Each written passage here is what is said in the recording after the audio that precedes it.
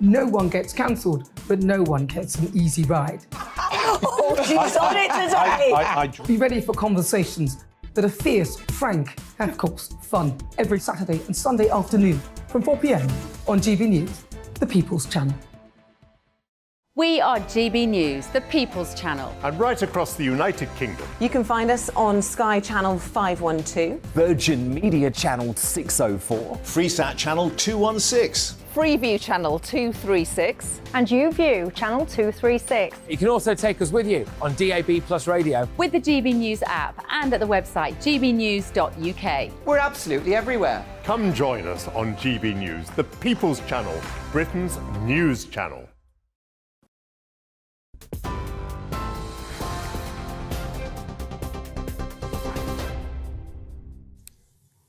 Good evening, you're with GB News and in a moment headliners, but first let's catch up on the latest news headlines.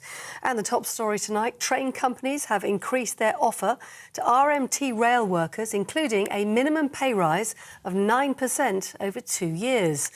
The Rail Delivery Group says that's its best and final offer they have in order to prevent more strikes. It's now urging the RMT to put the offer forward to its members for a vote. Lancashire Police is reportedly looking into the video of Rishi Sunak not wearing a seatbelt while in a moving car. Video shows the Prime Minister not using the safety device while filming a social media clip. He's apologised, with his spokesman saying he made an error of judgment. In the UK, the offence can be punished with fines of up to £500. But the Prime Minister has been defending his levelling up plans today, arguing that the most deprived areas of the UK will receive most government funds. It announced more than £2 billion that are going to be invested in over 100 projects across the country. Labour, though, has criticised the plans, saying London and the South East will be getting most of the money. But Mr Sunak insists that's not the case. The North West is the top region. So the amount of money per person living there, who came top? North West. Who came second? North East. And actually, if you look down at the other end of the table, you find places like London and the South East. And the difference is huge. So I think the funding that you're all getting per person out of this levelling up fund is twice per capita what London and the South East is getting. And that should give you guys the confidence that when we talk about delivering levelling up and spreading opportunity across the country, that we really mean it. Well, some sad news to bring you tonight. David Crosby, one of the most influential rock singers of the 1960s and 70s, has died at home at the age of 81. The two-time...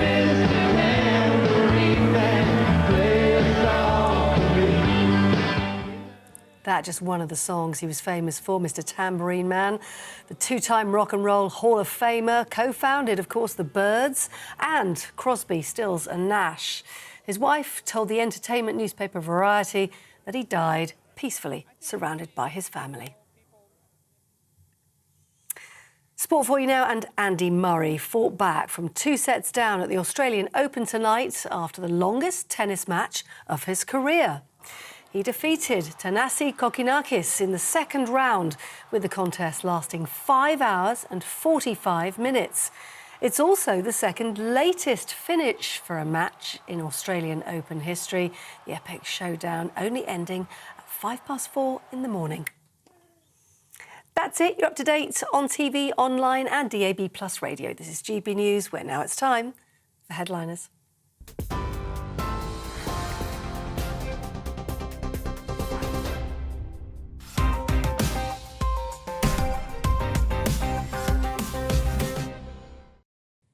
Hello and welcome to Headliners.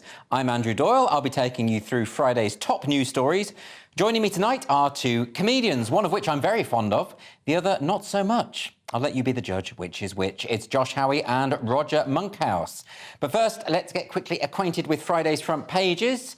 The Daily Mail runs with Britain's turned a corner, so now cut taxes. That's pressure on Rishi Sunak to get those taxes cut. Friday's Telegraph now, stop stalling tanks deal, NATO allies tell Germany. The front cover of The Eye has EU wants Starmer to become British PM. What a surprise. Then Friday's Guardian, Tory areas allocated more cash from levelling up fund. Rishi Sunak has been accused of putting more money into the Tory areas, like a bit of a bribe. Anyway, Friday's Times has Hunt wants 5p fuel duty cut to run a year longer. And Friday's Sun has no one is above the law. This is the story that Alec Baldwin has been charged with manslaughter. Now Friday's Star. That's an exclusive. It's now or never. This is the bus driver who they're determined to make into an Elvis impersonation star. So a very important story. That one. Those were your front pages.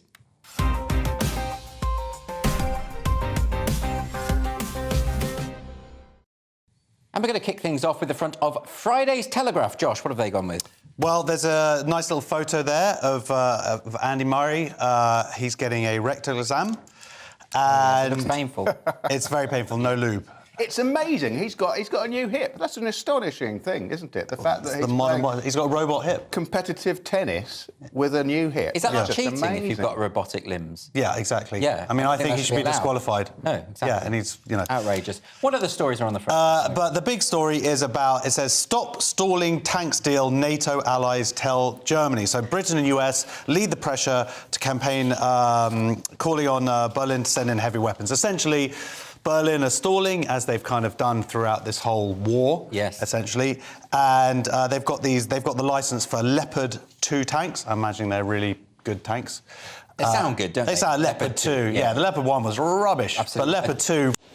I don't think they're that good. They're about 60 years old or something. Are they really? Yes, they're ancient. Absolutely ancient. Yes. OK, but nonetheless, there's a lot of pressure under Germany. Is it the case that Germany are sort of fearing that if they're the ones that give the permission for these tanks to be sent to Ukraine, that they will get the blowback if there's any... Well, I think there's more blowback to go on to them. So Britain has already committed, other countries have committed, Poland and whatnot. Yeah. But it's just that Germany's still scared. They still are hoping that the pipes will reopen or whatever. You can understand why they don't want their military hardware driving all over Ukraine, because it didn't end that well for the last time. Oh, well, there is the historical They precedent. are instinctively pacifist, aren't they? And you can totally understand. Did they erase the swastikas off them? I would have thought so by now. They're just giving them a paint job, I think. John. OK. That's the thing, if they're that old, really. But the thing is, though, Roger, I mean, this is a point, isn't it, that they're saying the US should take the lead. But the US already are taking the lead, aren't they? They've pledged substantial sums. The US have absolutely taken the lead, yes, and typically the EU, of course, throw their weight around without anything to justify it, anything to back it up.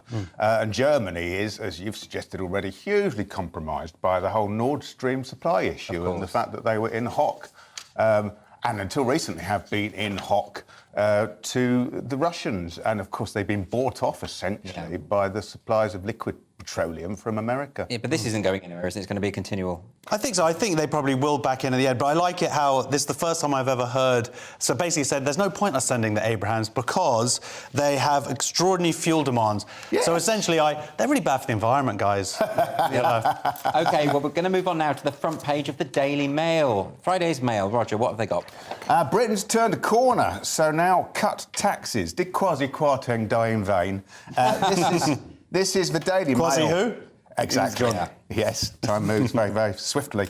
This is the Daily Mail backing its now surely defunct Liz Truss agenda and craving tax cuts. But it's not the Mail, is it? I mean, the Bank of England have said that we've turned a corner on inflation, and therefore there's a legitimate reason to cut taxes. We have turned a corner, so arguably you can stimulate your way out of growth. I mean, this is above my pay grade.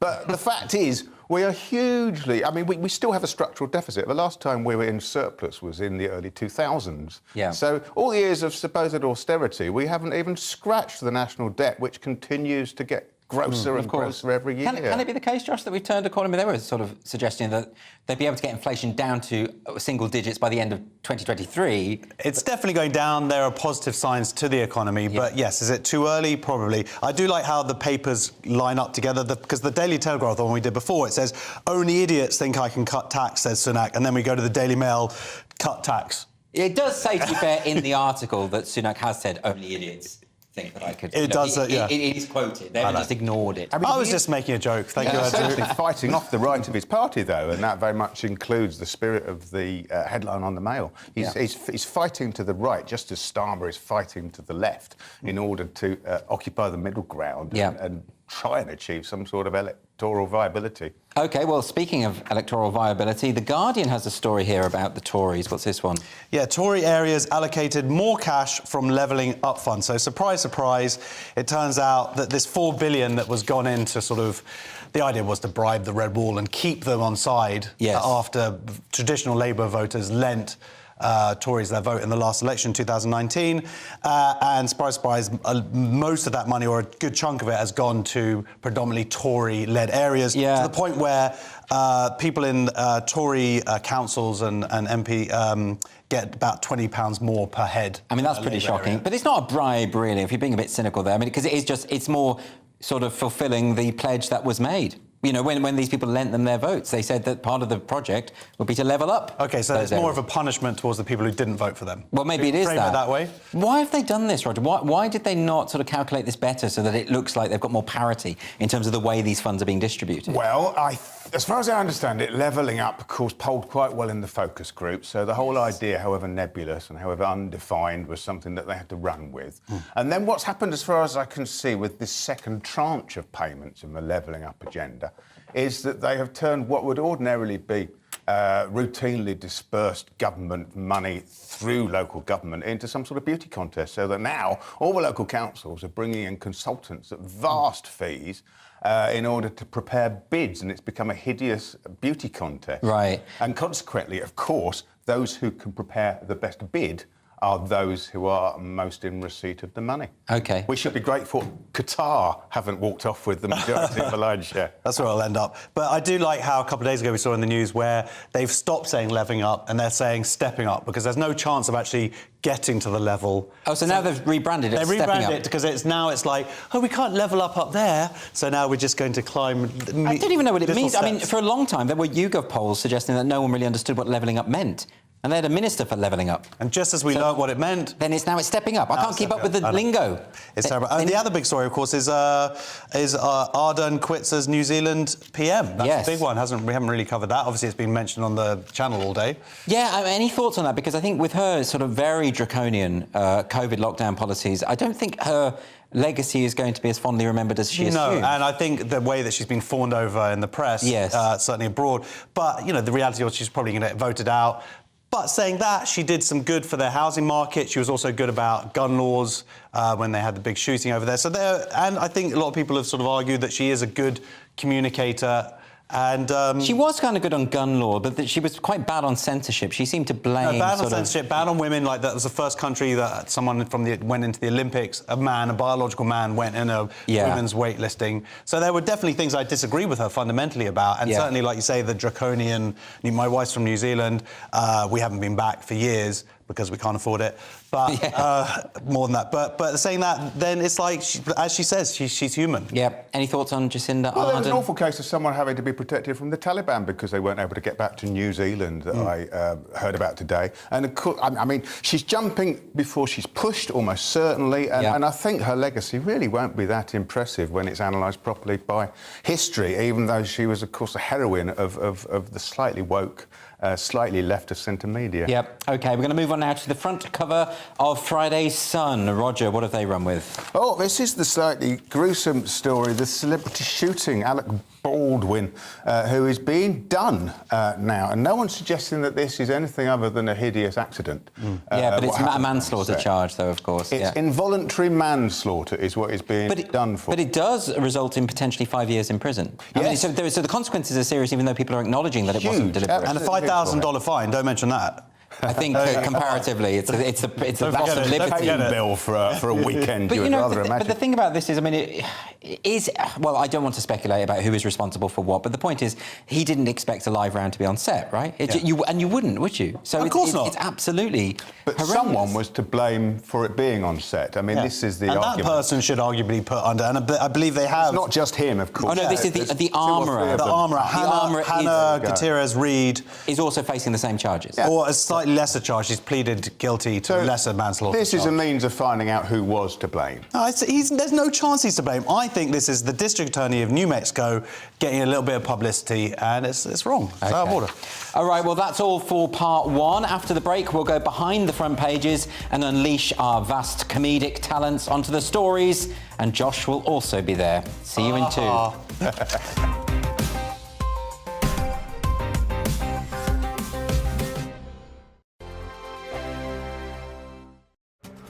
This year on GB News, we've got brand new members in the family. Join us. Across the entire United Kingdom, we cover the issues that matter to you. GB News will always stay honest, balanced and fair. We want to hear whatever is on your mind. And we don't talk down to you. The establishment had their chance. Now we're here to represent you. Britain's watching. Come join us on GB News, the People's Channel. Britain's news channel. Monday to Thursday, 9 p.m. till 11 p.m. Join me, Dan Wootton. I'll bring you the sharpest takes and hottest debates. Do you not believe in prison? I don't believe in prisons. I'm completely stunned. I guarantee you there'll be no spin, no bias, no censorship. I actually was personally quite offended by it. And no reason to go to bed. So I guess they've always been quite woke. That's Dan Wootton tonight on TV, radio and online. Monday to Thursday from 9 p.m. till 11 p.m. on GB News. The People's Channel, Britain's news channel. We are GB News, and we'd like to say thank you to each and every one of you for bringing us your conversations, for helping our great nation find its voice. We are here for you on radio, television, and online, across England, Scotland, Wales, and Northern Ireland. It's not the BBC, you actually get your facts right. We are proud to be GB News, the People's Channel, Britain's news channel. I'm Mark White. As GB News Home and Security Editor, I cover those key issues that are so important to you. Our authorities, our communities doing all they can to combat violent crime. With the public services under unbearable strain, why are we still failing to control our borders? Defence, the first priority of any government, has been continually hollowed out. Can we trust our politicians to protect the armed forces? Join me, Mark White, on GB News.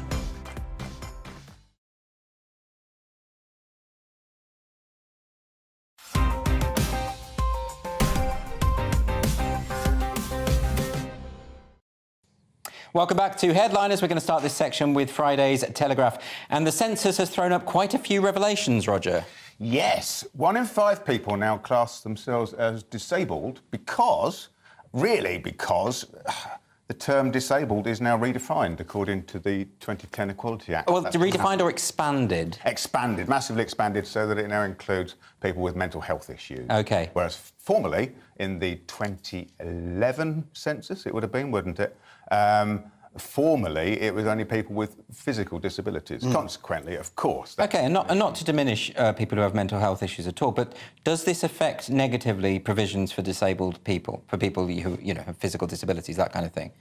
Can it be the case that anyone who classifies as disabled can park in those spaces near the that's the an shops and that question. sort of... I don't know, of course, is the answer to that. Right. And that's the real definition of disabled. Well, if you're allowed to park near the Do you get a blue badge? Well, basically, that is. Then you're disabled. Right. So, I'm a little bit depressed today. I can't walk from here to there, so I've got to park here. Blue badge will cheer you up. Yeah. Look at that. So why are they doing this? This is to bring it in line with the equality law, is that right? Well, that's what they're saying, but the census was all a big remember the stuff with the women defining women and how initially it was like you could self-declare and they had to be taken to court to then go, actually, men are men and women are women, and you have to put your birth sex down. So this, I think, is an extension of that, but I feel like no one really picked up on it at the time because disability campaigners probably didn't have the same voice to be able to fight against it. And I'm sure there are ramifications for this kind of data when they allocate what money goes out and whatnot. Yeah. So it's, look, mental health conditions, of course, they are different, but you cannot compare that, I'm sorry, to someone with a physical disability. I absolutely agree, and of course they can be debilitating, but they simply don't compare to physical ability, and I think it confuses the issue. And I'm also very aware, generally in society, that we more and more define conditions that were formerly eccentricity as mental illness. That bothers me enormously. Or even just feeling sad, depressed, depression, Absolutely, which is part of an life. Existential thing, and that's now being medicalised. And I think that's a very, very unfortunate trend, and I think it leads us into an unfortunate cul-de-sac, a blind alley. Do you think it's the new I'm allergic to peanuts? Yeah. I'm feeling, but I've got a mental health condition. Well, we're going to have to move on now. This is The Independent also has some more of this census stuff. And this is the thing, is that every time we're going to have a census, you're just going to have loads of stories weeks about and months about, oh, look, we've counted all the stuff up, and now there are more of this person and less of that, or whatever. This stuff is, yes, more births outside marriage or civil partnership for the first time. And when I read that headline, I sort of feel I felt a bit sad. OK. Because I like being married. Or I like the idea of partnerships in terms of raising kids. But then I read into the next bit, and it says that the percentage of births registered to cohabiting parents has also increased compared to a decade earlier. So actually, I think it's a good story in that more people who are living together, basically more kids have two parents, because obviously having a lot of kids myself, I think that's a very... I think it's very hard to be a single parent, number one. Yeah. But I think, number two, I think the best thing for the kid is to have both parents in their lives, in the same home. But that's not what the headline does imply something very different. That's what, yeah. So basically, and also it's because people haven't got married, they're also implying that it's because of COVID. Absolutely. This is the most important thing. The clincher was that loads of people, my... nephew, for instance, postponed their wedding because of COVID, because and he cheated on her. Simply impossible, and went ahead in the natural scheme of things and became parents. And what this article doesn't say, interestingly, is the proportion of single mothers, which I didn't read in the article. But as far as I can see, if you add up the number of people cohabiting and the number of people married, it might very well be exactly the same as it was 10 years ago. It was actually 51.3% of new births were registered to women who were neither married nor in a civil partnership, they could have been cohabiting. Oh, there's other options, are there? Absolutely. But it still seems quite low. They're basically saying a third of all births are with cohabiting parents, right? 36.5% registered. Yeah, right. so it's gone that off a bit. still means that two-thirds of births are people who don't have two parents. Yeah, two parents living together. Yeah. And, if you're old-fashioned like you, Josh, you think that is a bad thing. I'm old-fashioned. Just also for practical reasons, it's really hard being a parent. And so the idea that you have to sort of go between two houses, and also coming from a divorce background myself, that hasn't had any impact on me at all. None at all. No. You never talk about it. Crying into my... No. Here's a nice positive story from the census, though. In England, the proportion of people reporting very good health increased from 45% in 2011 to 47.5% in 2021, which you might remember was in the middle of the worst pandemic that the modern world has ever known. Yes. How curious. Yes, very curious, that one. OK, well, we're going to move on now to Friday's Daily Mail. They've got a story on one of your most Googled searches, Josh, old mums. Is someone spying on me? We're monitoring your internet habits, don't worry about That's terrifying. I've got to stop using my GB News account for Google. You most certainly I've got to log out. Mothers in England and Wales are older than ever before, official figures reveal. Oh my God, it's now the census story! Yeah, well, there's going to be a few of these, as you said. This is the census section. There's so many. So is this just because women are, prioritising their careers and they don't want to be young mums because once you're sad with a brat? Well, someone's read the article. But yes, essentially, this is the highest it's ever been, 30.9. Yeah. Do you go around saying I am now 36.4? What, is it in terms of years? Yeah, of course. Okay, right. I'm 30.9 years old. That's the way we do it in the digital age. Yeah. That's what it's all about, being very specific. So, yeah, that's the biggest that it's been since it was recorded in the 70s. It's a mad change, though, isn't it? If you think about, back in the 60s and 70s, mothers were basically 19, 20 years old. Well, actually, the average was 26 or something. Was that right? 26-ish, yeah. In 73, it was 26, something like that. Yeah. There are now more mothers over 40 than there are mothers under 20. Isn't that amazing? We used to have a problem with teenage slappers, and now, clearly, that's no longer the case. OK. All right, well, we're going to move on now to Friday's Guardian. And is the impending antibiotic Armageddon being averted, Roger? Well, this is the story of the re-engineered bacteria that are able to target drug-resistant infections. So this is a way of making what would otherwise be bacteria that are resistant to antibiotics vulnerable to antibiotics. That's the story there. It's a bizarre way of doing it, but they're using it. They're using this lung infections, this engineered bacteria, and they test it on mice. How did they get the mice to smoke cigarettes? That's always what I'm confused. I mean, about. this is really key, though, isn't it? Because for a long time we've been fearing the fact that because people haven't been completing the courses of antibiotics. Oh, you people with your non-completed courses! It's very, very It's serious. also used casually as a growth hormone in most of the third world as well. You just feed it to your pigs to get a better yield. Is that right? Well, absolutely. We've used antibiotics hideously, and of course we're now reaping the whirlwind. Is that because we don't really understand how important antibiotics are? Yes. We don't totally take it for granted. We assume we take a few pills, we'll be fine.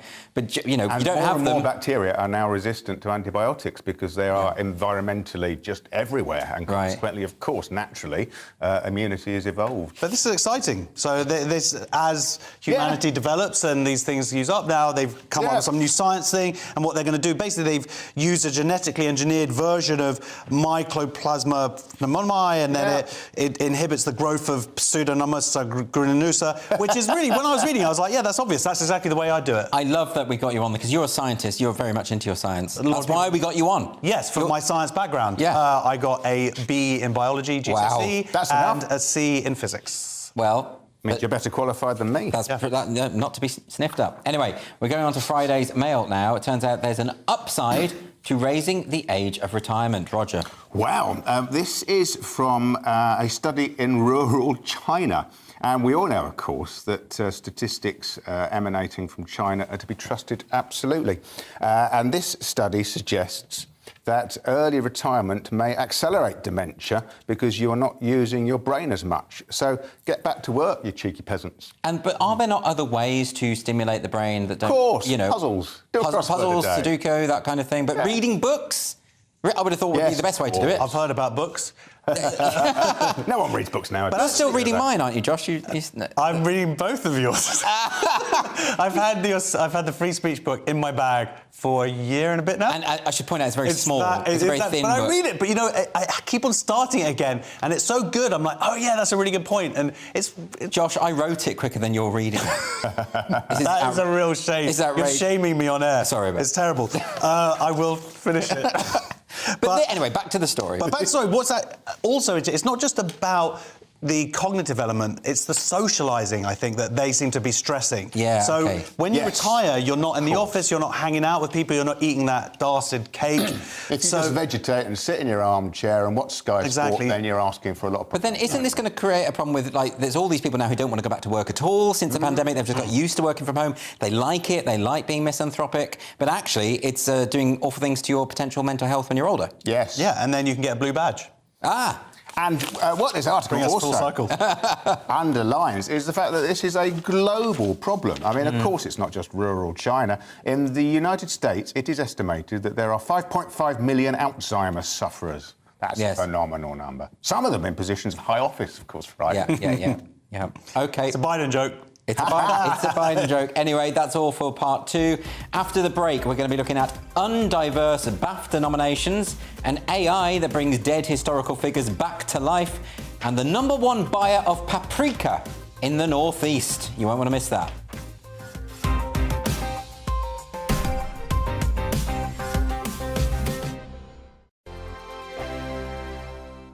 Monday to Thursday nights on GB News. At 6, it's Dubes & Co.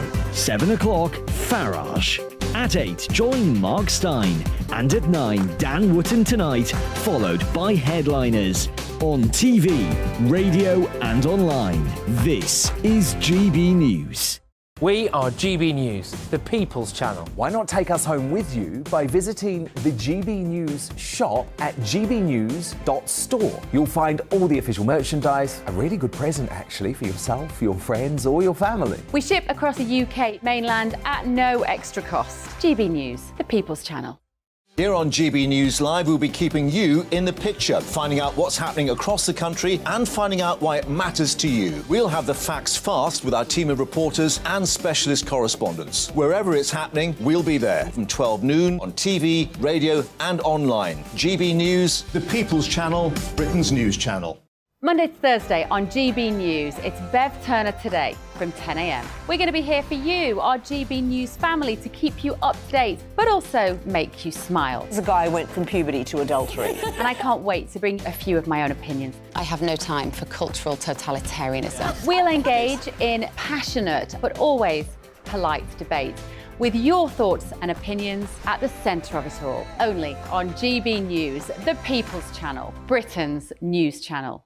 Hi there, it's Stephen and Anne. At breakfast from 6 a.m, you'll always be caught up with everything you need to know, the latest headlines, opinions and debates. We'll bring you the good news and the bad, but most of all, we're here for you. Remember, send in your views and let us know what you would like us to talk about. That's because we're your news channel. And every morning at 6 a.m, it's breakfast on GB News.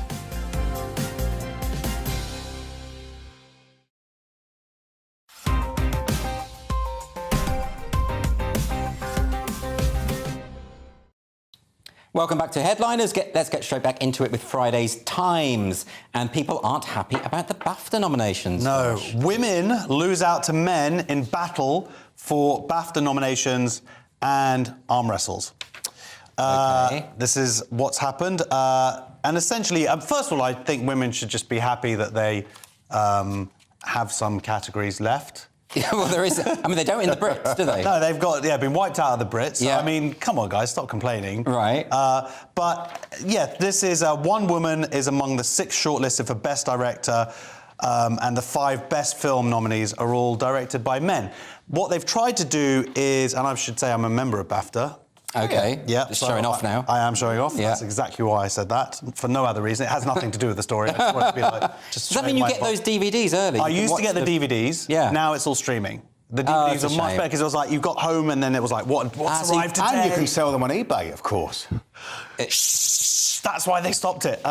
So that was really... so now it's all streaming and it's just not as good. So explain this to me. Yeah. So this is the Best Director category. Is it not possible that the better films happen to be directed by men? Of course, that's what it is. Look, it's still an industry that's dominated by men, certainly in those categories. Like comedy, arguably, you can try and sort of force it through. Yeah. But there are going to be some factors that might stop there being as many women directors. But they're saying that all of the new film awards for like new film director are all women. Right. So it's obviously working more at a grassroots level. It just hasn't necessarily gone through to the top end yet. That's not to say that it won't. A profound question about whether the most prestigious prize in a particular field should be awarded on merit or whether it should be engineered to indicate that something other than a reality is happening. But isn't this all about the fact that the creative industries broadly have been captured by this ideology that believes in equity rather than equality? In other words, everyone now believes that any inequality of outcome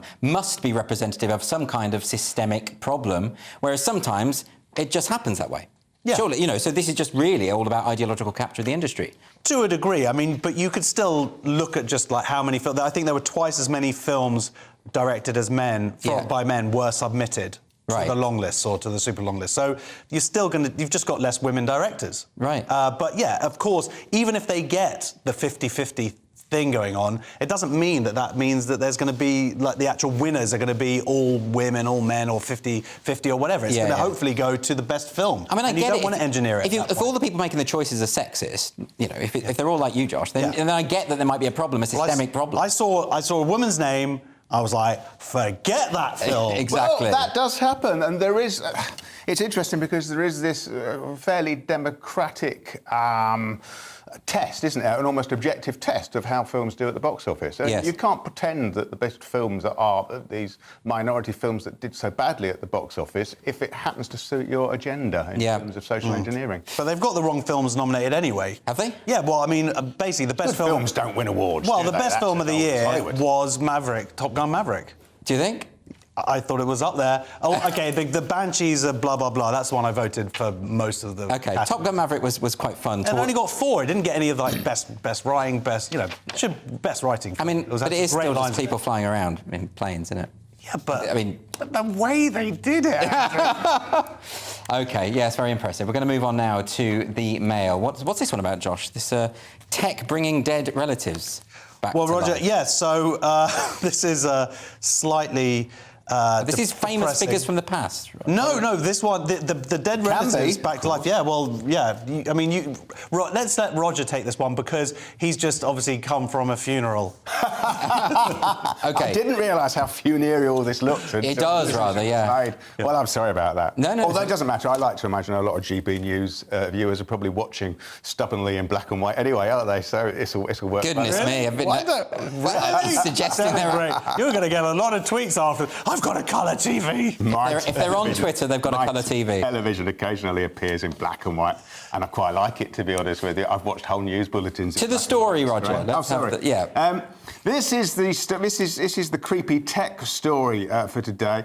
This is how tech is bringing dead relatives back to life. The AI, and there are already a couple of apps. There's one here, Hereafter AI, for instance, in which you, with fairly minimal input, can create a digital facsimile of a departed relative. And why would you want to do that? Well, why indeed? But our attitudes to death are fairly unhealthy at the best of times, aren't they? And they're evolving constantly. Well, this is just the digital equivalent of going to a séance, isn't it? And, you know, that's not sensible either. No, I would say it's a little bit more accurate. What, than a séance? A little. No, because in a séance you're speaking to the actual soul and spirit of the relative, and here you're talking to a computer pretending to be the relative. Oh, well, when you put it like in the... It's subject. Can I remind you of my B physics GCSE? Yeah. I mean, this, so I just don't... I like to think of it... You know what this is? All this is the crystal in Superman where his dad is in it. Where Marlon Brando turns up. Yeah, and you know, but there's a crystal that's basically got his dead dad in it. It's not his actual dead dad, but this is it. Or you could think of it like Michael Keaton did a film called My Life, and this is where the idea came from. He basically recorded all these videos. He was dying. It'll make you cry. It's a brilliant film. Is it just that we are not good at dealing with death? That's exactly the problem, isn't it? Of course, that's the problem. The Victorians would sit with the rotting corpse in the front parlour, and they'd have the wake over a stinking corpse, and that's probably a better way of getting of saying goodbye. Not as hygienic, I wouldn't have thought. We are death is so sanitised now, so utterly sanitised. But we have all of these records. It's so interesting to have this digital life that you can look at now with photos, with recordings. OK, but it does sometimes go Hi, grandkids! Hi! I remember a lovely story. I'm sorry, so quickly, but I remember a lovely story of people who'd lost their darling Nana and who put her mobile phone in the casket, into the coffin with her, so that they could text occasionally, say Happy Christmas, things like that. And then, of course, because the account fell into disuse, her number was reallocated to someone, and then weirdly they started getting answers. How fantastic is that? Good. But this does go wrong. I mean, the next story, this is from the Daily Mail. This is about how you can use this sort of technology to regenerate figures from the past. But then, what, Goebbels turns up? Goebbels turns up. They've basically asked for loads of Nazis. They found this app. There's an app. It's called Historical Figures Chat, which has been released on the App Store. And essentially, why have they asked loads of Nazis? I don't know why people... Is that just that people want to conjure the Nazis because it's so inexplicable, you want to understand and ask all these Nazis, basically Goebbels is like saying, I didn't hate Jewish people, and sort of apologising for the Holocaust. And he was pretty clear on his He was pretty definitive about it. Eichmann as well, one of the key organisers of the Holocaust, expresses sincere regret and remorse. Like, he never did in real life, so what really he's coming out here? It's not as though they hid their views on this subject. No, of course not, right. But why is the AI giving them this sort of this is obviously, I think this is how it's programmed, isn't it? It's all about how it's programmed. And if you own this app, if you think from their position, if you're running an app like this, then you're damned if you do and you're damned if you don't. If you say Jews are the curse of the world and we must exterminate them, then they'd be done for propagating. Don't click that. I mean, some of his words are on screen there, but, you know, it's just such an odd idea. It is a strange idea. It's also just ahistorical. I mean, well, it's ahistorical, and there's a danger here. So, certainly with all this Nazi stuff of what's good, Holocaust minimisation, where it's taking the actual. Only if people take it seriously. Well, no, of course, but this is meant to be so that students can look at it. So there's a lot of historians are going, this is ridiculous. Cancel this app. And will this happen with all historical figures? Who knows is the idea if they feed in what they think is this algorithm that recreates it and whatever, and it's not accurate.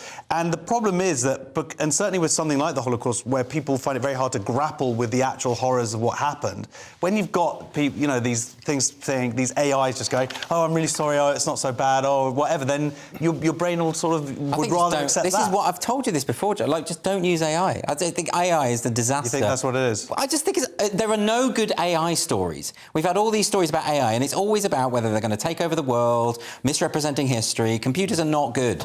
Well, they're good for some things, but not for that. Pornography? Anyway. Let's move on. This is Friday's Guardian now, and a story I am diametrically opposed to with every fibre of my being. Roger? This is the story about why we should keep dry January going all year. Well, that doesn't work, does it? Because January's a month.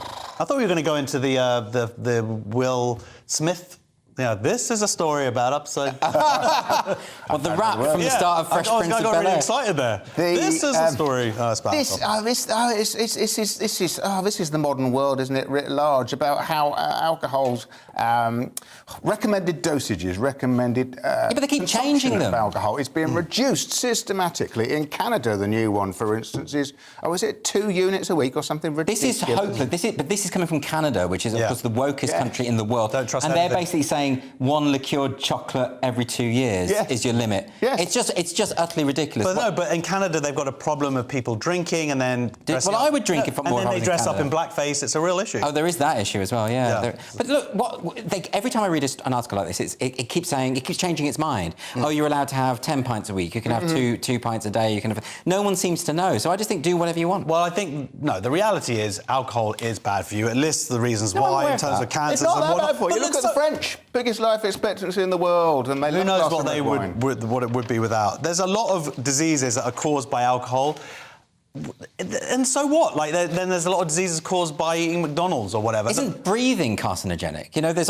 depends who you're standing next to. Well, no, but you know what I mean. Like there's literally nothing we can consume that doesn't have some. You also want to have fun and enjoy your life a little bit, right? To take the edge off reality, it's important sometimes, isn't it? It's a nice thing to do. Says drinking vodka straight. Is that what you've got in that mug?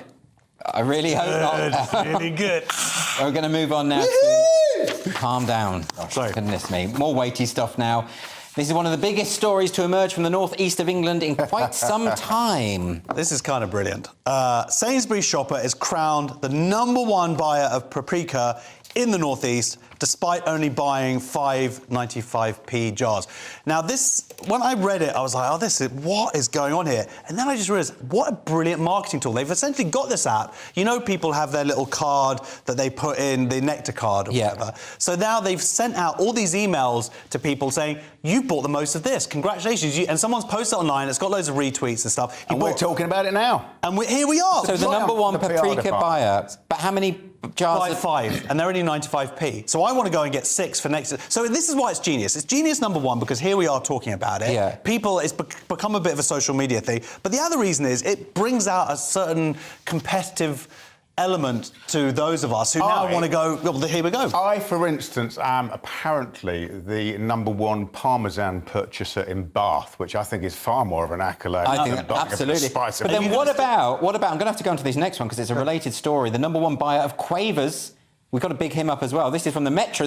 So this is across multiple newspapers, this story. So it's work. By the way, so are you going to stick that on your Edinburgh poster? It's something to boast about, isn't it? Are you actually the #1 buyer of Parmesan in Bath? So the app claimed. I'm a victim of this app. It's a fantastic And this app. is in Bath? I'm suckered in constantly by it. And they cut me special deals on all the stuff I would ordinarily be buying.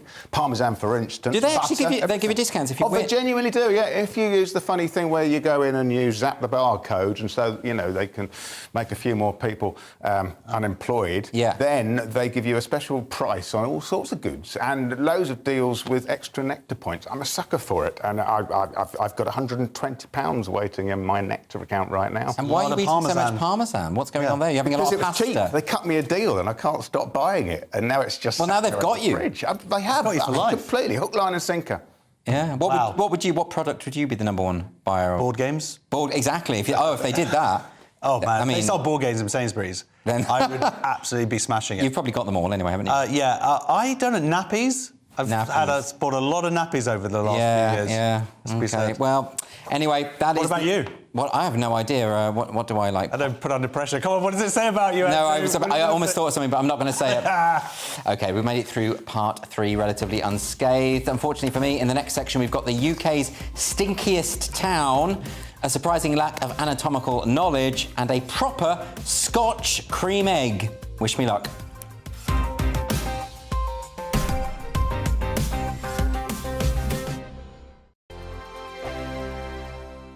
Every morning from 6 o'clock, we'll wake you up with GB News Breakfast with all the stories you didn't know from the night before. So whether it's serious news, entertainment, or your own views from all over our great nation, we're here to kick off your day with a smile. The national media should be reflecting and reporting what's happening here. You will notice the northwestern accents. Whether you're with us on TV, radio, or online, every morning, it's breakfast from 6 a.m. Hope you can join us. We are GB News, right across the nation. You can get us on television, on radio, on digital. We're absolutely everywhere. Amazing! You see, amazing! You remind me of me in the European Parliament. But here's the most important bit. We are not part of the mainstream establishment. We think and speak just like you do. We are the People's Channel. Magnificent. That's really, really thoughtful. Come and join us on GB News, the People's News Channel. My name's Tom Harwood and join me 9:30 a.m. every weekday for The Briefing, your one-stop shop for everything you need to know about what's going on in politics today. I wonder if this is a deal that might need to be like the biscuits in this factory, twice baked. Is there not an opportunity here to win out against the extremes? Tom Harwood, GB News. What are you going to do about it? Things should have been done differently, and they certainly are being done differently. Don't miss it. The Briefing with me, Tom Harwood, 9:30 Monday to Friday on GB News. Join me, Nana Akue, Saturday and Sunday afternoons on GB News. Expect fiery debate and passionate discussion as me and my panel tackle some of the biggest topics hitting the headlines. It's a place for everyone's opinion. No one gets cancelled, but no one gets an easy ride. Oh, she's on it today! Be ready for conversations that are fierce, frank, and of course, fun. Every Saturday and Sunday afternoon from 4 p.m. on GB News, the People's Channel.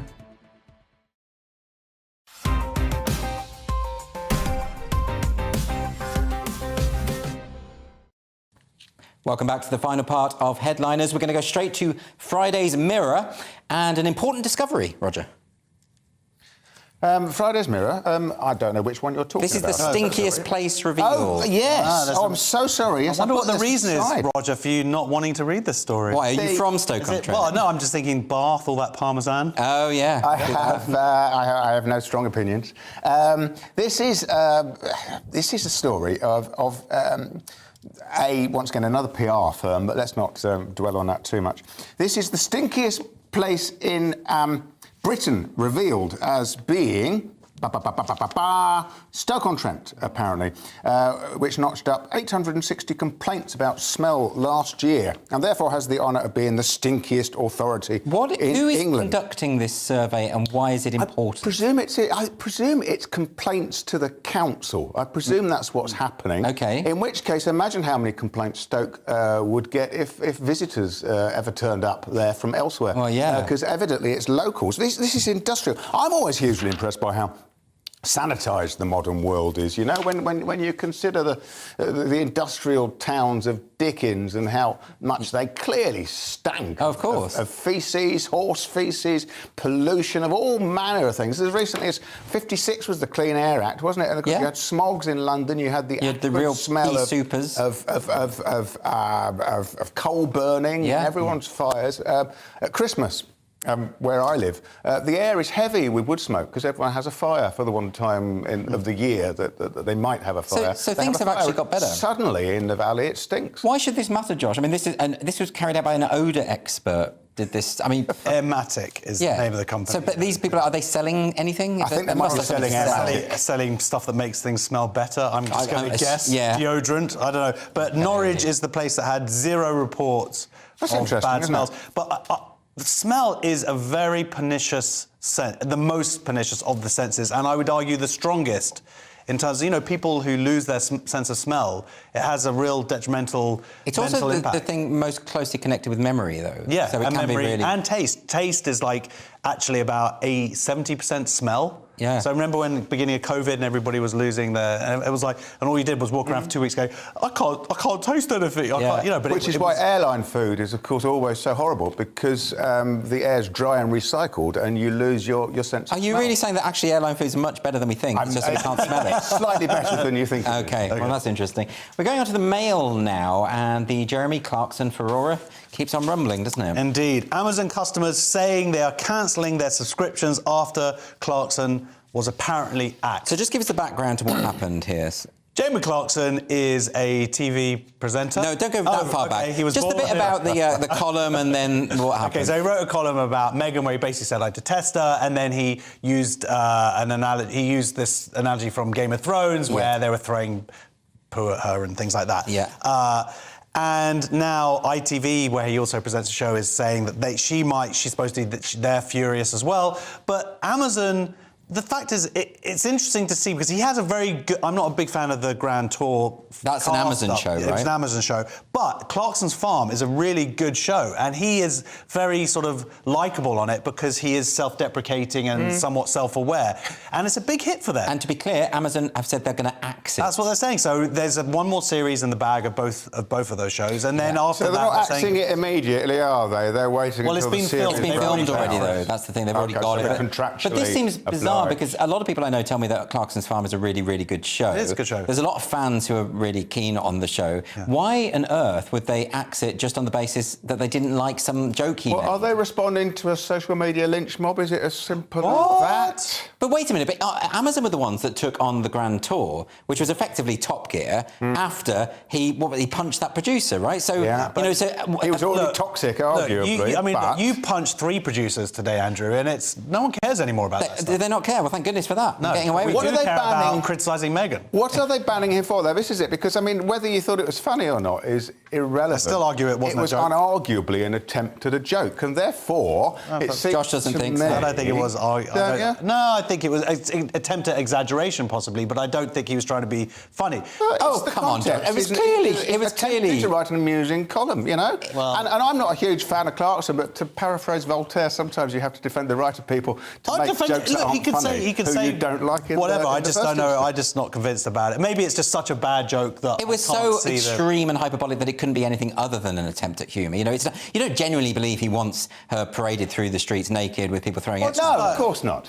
And also, you know, but irrespective of that, the idea of cancelling the show that lots of people love doesn't really make sense either, does it? Commercially, it's bizarre. Yeah, it is an odd one. But these people who are saying that they're going to cut their memberships, I don't think they are, because I think we are so dependent now on Amazon. They're saying, I'm not going to shop anymore at Amazon. Yeah, good luck with that. Corporations are quite agile as well about pretending or appearing to respond to social media uproar, and at the same time, really, there's something behind it, and the show is going to get cancelled anyway. Well, maybe, yeah, but I mean, I don't think he should have been cancelled at all. I think it's ridiculous. Yeah, OK, we're going to go with what's this one? Oh, this is about the anatomy from the Mail. Ooh, this is a good one. Oh, well, apparently people don't know, and I think I'm allowed to say this, apparently people don't know their arse from their elbow. Oh, my God! 2 asterisks where the irony I don't think you can, actually, so apologies to anyone at home for that language. I do apologise for that. So, this is a survey that appears to suggest that 63% of Britons, and this is English-speaking Britons,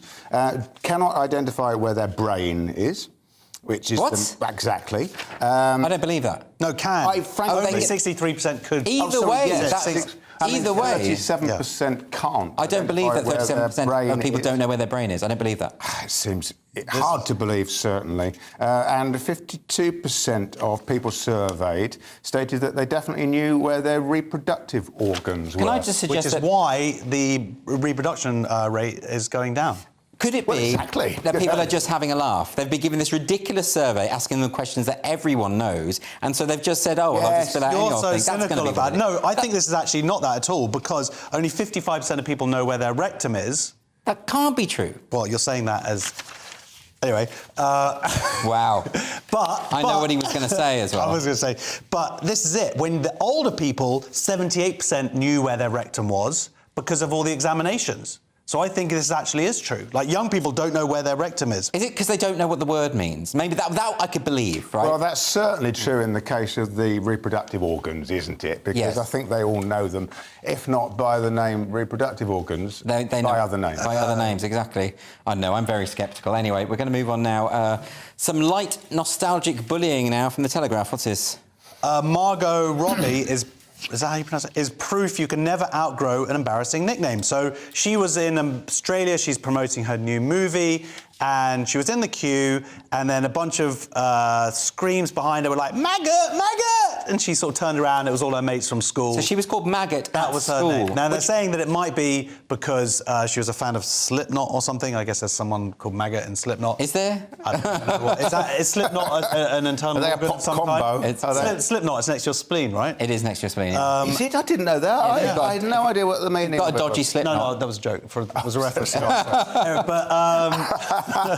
but so she's called Maggot probably because Maggot Sounds like Margot. rise It's of a Margot. corruption of Margot. Yeah, I mean, it's not that. Margot's not a proper name anyway. It's a very posh name, isn't it, Margot? Is it? Well, Margot. you think of the woman from Penelope Keith in, yes. you know, the Man of Ball. I want to talk about Margot, but my wife may be watching this, and last time I talked about a beautiful woman on air, I got lots of grief when I Did you got actually? home. Yep. Well, I'll say it for you. Margot Robbie is an extremely beautiful woman. Says you. I'm not that into her, really. Yeah. She's also an incredibly talented actress. So, you know, but is it that big a deal that she used to be called Maggot and now people know I she's think called people Maggot? like it because she's, as you say, I don't think so at all, but as you pointed out, not me, you, saying that she's very beautiful. So, but the idea that her nickname was Maggot, there's an irony there. I see. She's very unlike a maggot. And it also humanises Even though I think she looks like a maggot. It's a lovely story that humanises the stars of the silver screen. That's what we want, isn't it? We want these icons to be brought back down to earth. So it's like when you call Madonna Madge. You know, I'm sure she doesn't like that either, but it's much better for her, isn't What was your nickname at school? Here we go. It was just Doyle. Yeah. Doyle. It's not even a nickname. Doyle. No one had nicknames at my school. Just my name. It was a sign of status and power if you had a nickname. We just called each other by our surnames. That was it. Howie. But I was Toshiba. Hey, Josh got a Toshiba. Do you remember that advert? No. So I wasn't really called Toshiba, but that was how people tried. They were like, "Hey, Josh, got a Toshiba." Like, you don't remember that? Gosh, child of the 80s. OK, we've got time, lastly, just to run through this story from The Mirror and some fine Scottish cuisine, Roger. Yes. Now, I really like the sound of this. This is a Scottish chippy which has launched the deep-fried cream egg in anticipation of Easter. Oh, they can't steep any lower, can they? Oh, well, it sounds rather lovely, don't you think? That is a heart attack waiting to happen. Yum, yum, yum. Absolutely famously, the deep-fried Mars bar is the apogee of Scottish cuisine. It's delicious. And what, a deep-fried Mars bar? Delicious. Have you had one? No. Oh, my gosh. It's amazing, right? Why would I have that? I'm not an animal. You've had banana fritters, pineapple fritters. No, I have not. Deep-fried Mars bar is like one of the top 5 things I've ever tasted. And so you think the deep-fried cream egg... The genius about this is when I love a cream egg, and we're big cream egg people. This is our fashion. This is what we're trying to look like. Anyway, but the point is that sometimes with a cream egg, they get stale on the inside, they get solid. Have you ever had that? No, because I don't eat them. I find them well, I do. And sometimes they go stale, and it's very upsetting because it's dry. Anyway, we've got to end, Josh. Brilliant. That's all for tonight's show. Quickly, though, before we go, let's take another quick look at Friday's front pages. The Daily Mail has Britain's turned a corner, so now cut taxes. Friday's Guardian has Tory areas allocated more cash from Levelling Up Fund. Friday's Telegraph is running with stop stalling tanks deal. NATO allies tell Germany. The front cover of the Times has Hunt wants 5p fuel duty cut to run a year longer. And Friday's Sun has No One is Above the Law. That's the story of Alec Baldwin being charged with manslaughter. Friday's Metro has Level Up, Up and Away. Those are your front covers. That is it for this evening. But thanks to my brilliant guests, Josh Howie and Roger Monkhouse. Headliners is going to be back tomorrow at 11 o'clock with myself, Cressida Wetton and Nick Dixon. Remember that Headliners is also repeated at 1 and 5. So if you're watching that one, stay tuned for The Breakfast Show.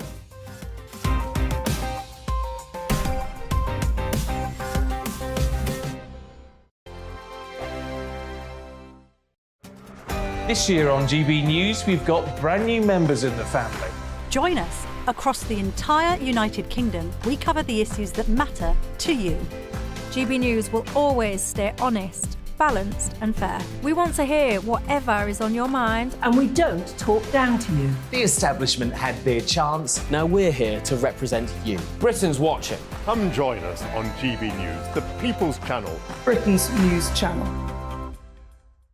Join me, Lawrence Fox, on GB News. Frank, fun, fearless, and sometimes serious. Much as I love a Friday night punch-up, what I really want is a battle of ideas. I want to look at things differently. I want to hear different voices and engage with your unique experiences. Every Friday at 7 p.m. on GB News. I'm Michael Portillo. Join me on GB News on a Sunday morning for topical discussion, debate, arts and culture, and sometimes even ethical dilemmas. I don't always agree with you, Michael. Michael Portillo, Sundays on GB News, the People's Channel, Britain's news channel. Monday to Thursday nights on GB News. At 6, it's Dubes & Co. 7 o'clock, Farage. At 8, join Mark Stein. And at 9, Dan Wootton Tonight, followed by Headliners. On TV, radio and online. This is GB News. We are GB News, the People's Channel. And right across the United Kingdom. You can find us on Sky Channel 5.